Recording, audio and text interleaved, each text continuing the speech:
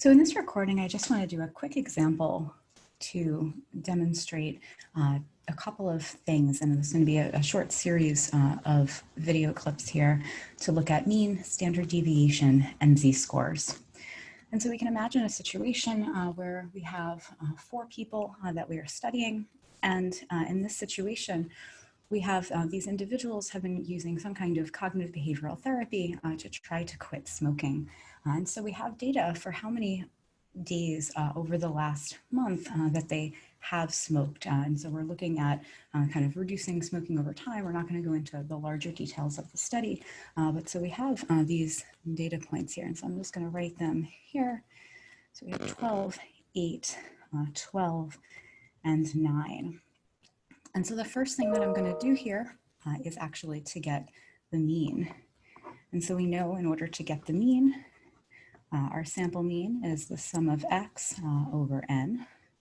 And so I'm going to get, where x is my raw scores, I'm going to get the sum of these scores. I'm just doing this on my calculator here. And so that's 41. Divided by n is the number of scores that I have. So 1, 2, 3, 4. Divide that by 4.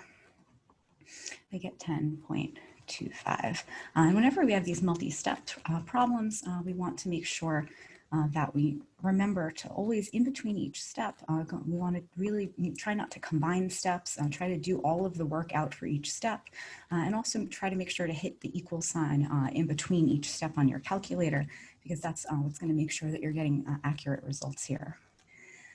The next thing that I'm going to do is I'm going to have mean here. I'm going to try to get the standard deviation next. And so we know that the standard deviation, we're going to start with the variance actually, so SD squared. And we know that that's the sum of x minus m squared all over n. And so we have these steps here. So I'm going to take x are my raw scores here. And again, you can do this out horizontally. I prefer to kind of line this up vertically and go across with these calculations. It just makes it a little more organized for me. So x is our raw scores minus m, and we found that in this step, 10.25.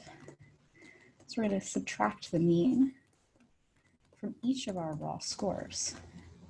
And again, this is the first step we're going to do. We're going to do the subtraction step before moving on to the next step. So I want to make sure not to combine those steps.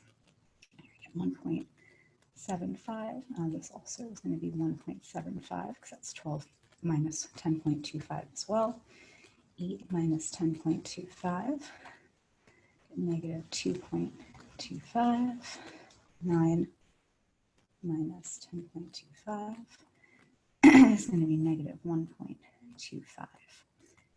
And then we're going to square each of these. So this is step 2, we're squaring things.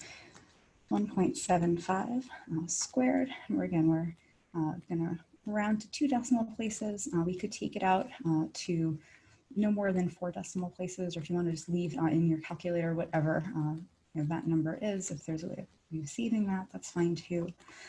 As long as we're going to make sure to round at least to 2 decimal places at that last stage here.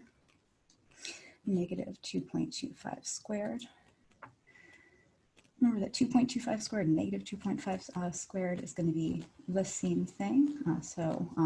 And because those negative signs, when you multiply a negative by a negative, it becomes a positive. So just remember that those negatives that square are going to become positive. And here we go, 3.625. And negative 1.25 squared, 1.5625. And so my next step, I'm at this sum step right now. So the next step is I'm going to add all of these up.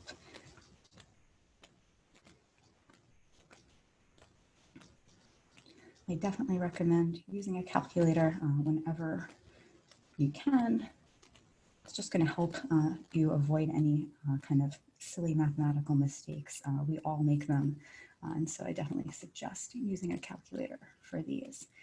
And so when we add up the squared difference scores here, deviation scores rather, we're going to get 12.75. We divide by n, and again, we said that was 4. number of participants in our sample, 1, 2, 3, 4. And so 12.75 divided by 4 is 3.1875. And so we're going to say SD squared is 3.1. Remember, we're going to round to 2 decimal places. So we're going to look at that third decimal place. If it's 5 or above, then our second number there is going to be rounded up. So it's 3.19.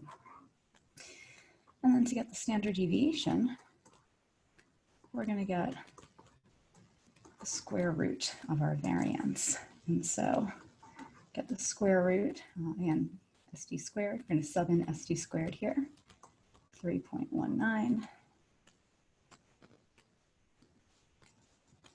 If I get the square root of that, I'm going to get 1.786.